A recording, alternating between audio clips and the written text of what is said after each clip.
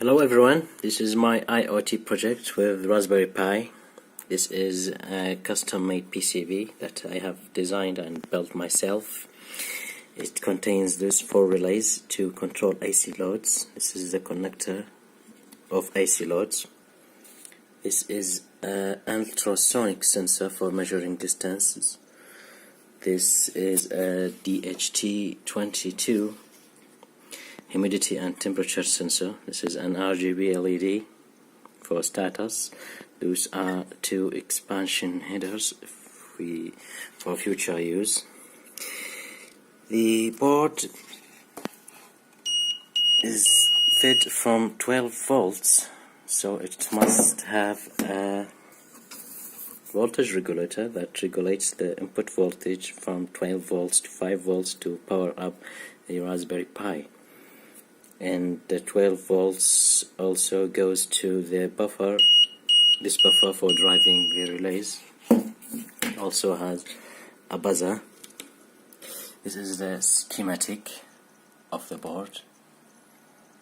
These are 4 relays. This is a buffer for driving the relays. This is the buck converter LM2596. This is the main Raspberry Pi connector. This is RGB connector. This is the ultrasonic DHT22 PIR sensor. The software I use is I built with nodeJS. It's a JavaScript, of course. Now let's run the main software. It's already running. Let's restart the server. The main source is app.js. Server now started. Let's open Firefox to log into the server. My IP address is 5.5.5.17. This is the loading banner.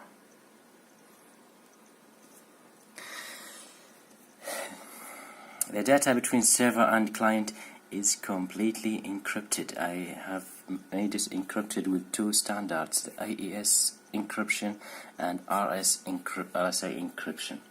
So the user must enter username and password and the AES key for encrypting the data between server and client.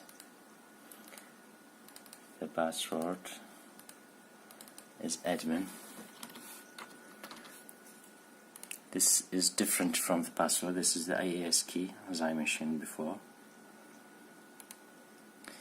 So it must be entered so the browser can correctly decrypt the incoming text from server, and also uses it to encrypt the data to send to the server.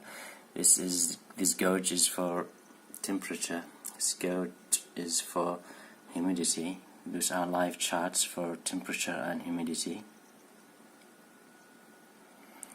This chart is for live distance data. This is the encrypted data that server sends.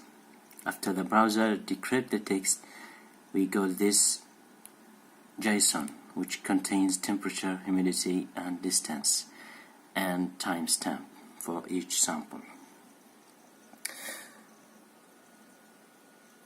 Now it's AES by default. We can change it to RSA or EAP encryption.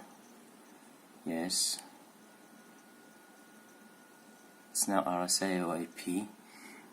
We notice that this is a longer frame.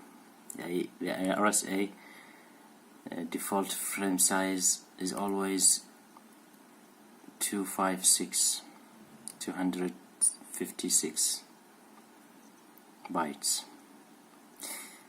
We got the same JSON as we got before by the AES encryption.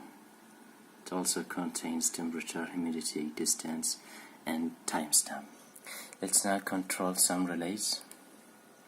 Let's move the Raspberry Pi here so as to the camera can see it.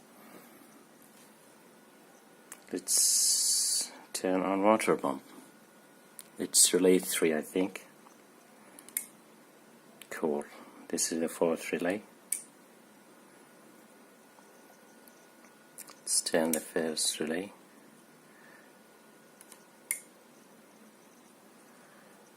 Okay.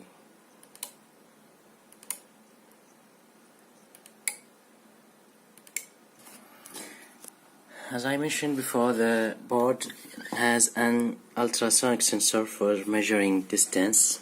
It is useful for security purposes, for example, turning a civilian's camera if an object approaches to the Raspberry Pi. I programmed it for 10 centimeters. If the object is less than 10 centimeters long, the buzzer will turn on. So let's test it.